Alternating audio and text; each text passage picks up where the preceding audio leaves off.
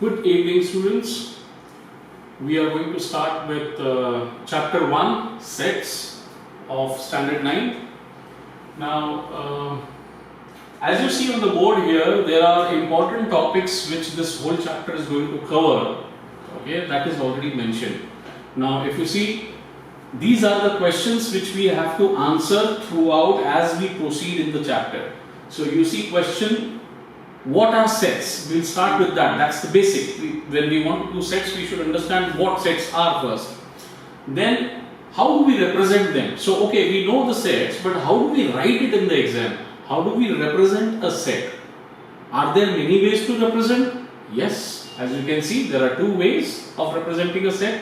One is the roster method, we also call it as the listing method, and the other is the set builder method, we also call it as rule method.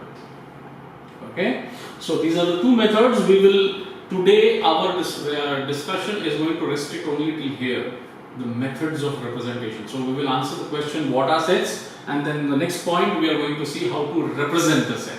Alright, so these are the 2 points we are going to satisfy, we are going to settle today with.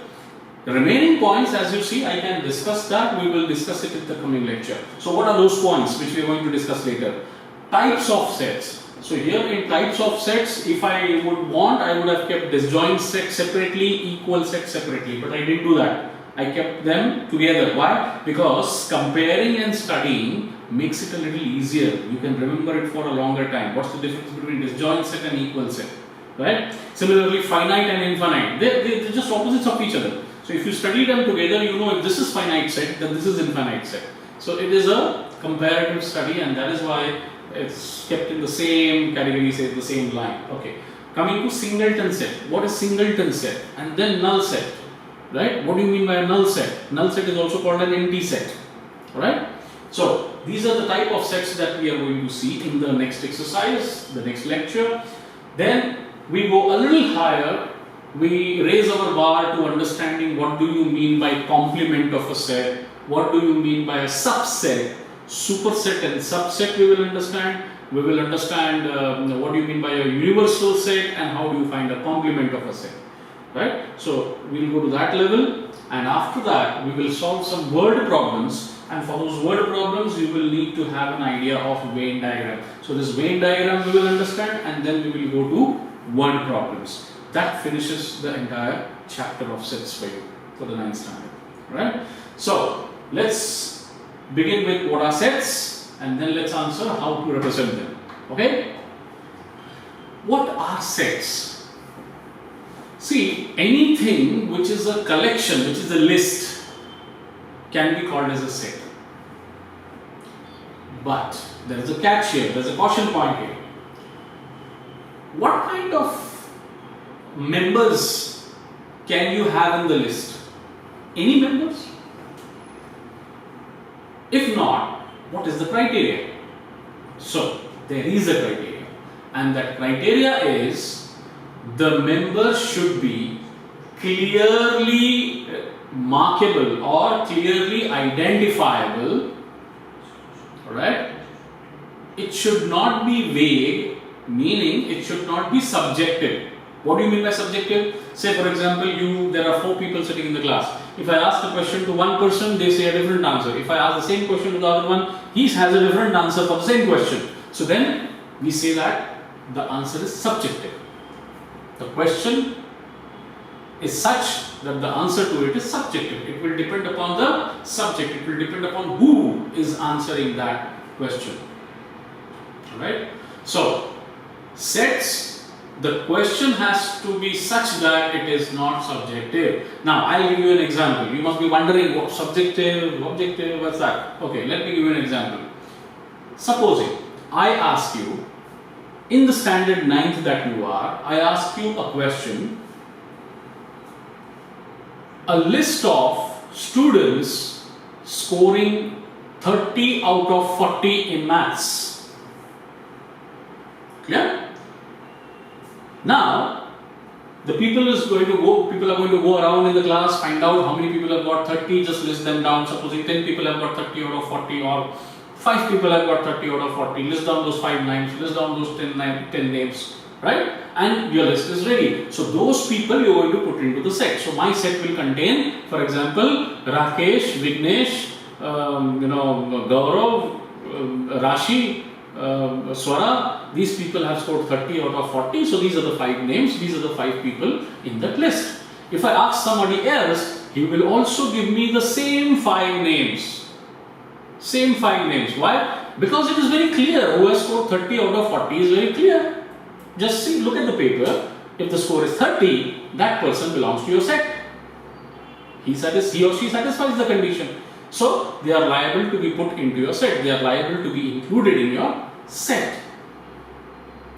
Alright? So this is how you will go and find out. So if I ask this question to each one of them in the class, will the answer differ? No, everybody will say the same answer, 5. And these are the 5. Who are the 5? Swara, Vignesh, so and so, so and so, so and so. These are the 5. Done. The names will remain same, whomever you ask the question. So this question was not subjected. So such collection, such a list is called a set. Right? But now I change the question a bit. I tell you, name the students or make a set of students who are brilliant in maths.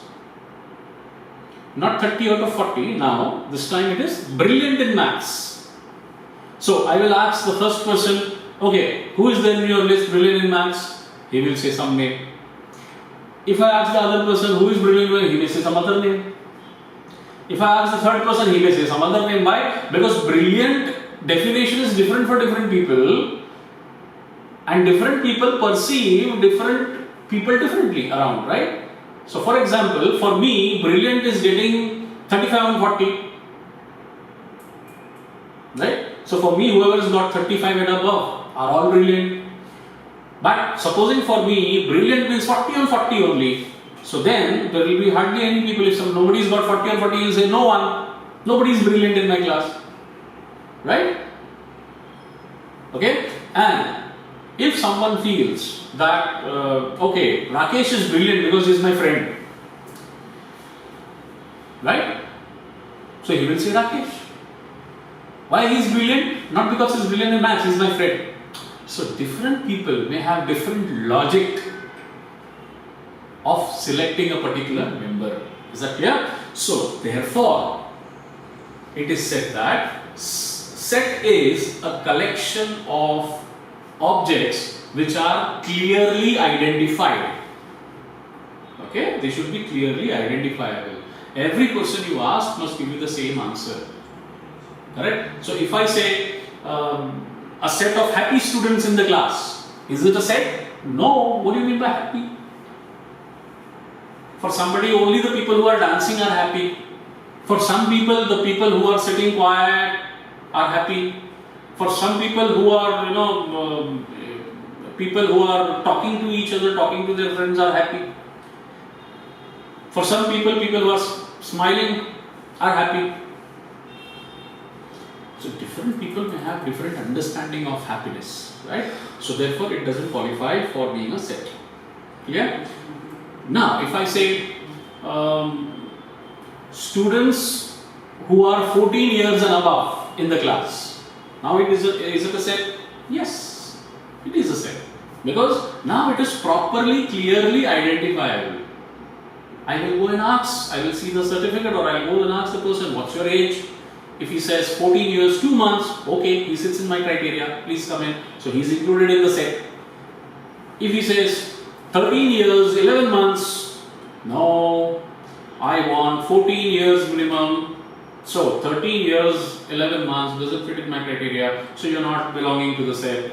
So who are belonging to the set is very clear in this definition, in this particular question, right? A set of students who are greater than 14 years, set of students who have passed in maths, set of students who have scored 30 out of 40 in maths, set of students who have, set of days in a week. Days in a week, if you ask anyone, is he going to give a different answer? No. Same 7 days everybody is going to say, right? No, nobody is going to say 6 days or 8 days or 10 days or 5 days. everyone is going to say the same 7 days, right? So the list is clear, clearly identified list, and therefore a set of days of the week is a set. Correct? A list of days of the week is a set. A list of months of a year is a set. Alright? Clear? Okay, so now we've understood what is a set. Meaning, it is a collection of clearly identifiable objects. It is a collection or a list of clearly identifiable objects. Each object in the set is called a member. Each object in the set is called a member. Means whoever qualifies and whoever you put in the set, whoever qualifies the condition and you have put them in the set, they are called members of the set. Alright? Fine. Now, any set when you are representing, there are some syntax. Syntax means some basic grammar without which you cannot write any set. And that basic grammar is that a member of a set never repeats. So any member of a set will never repeat. You cannot repeat a member. That is syntax number 1, point number 1. Point number 2, every member should be separated with a comma. Okay, so between one member and the second member there has to be a comma. Between the second member and the third member there has to be a comma. Between the third and the fourth there has to be a comma. Alright? Now, question would be, last member के बाद full stop डालने का क्या? Not required.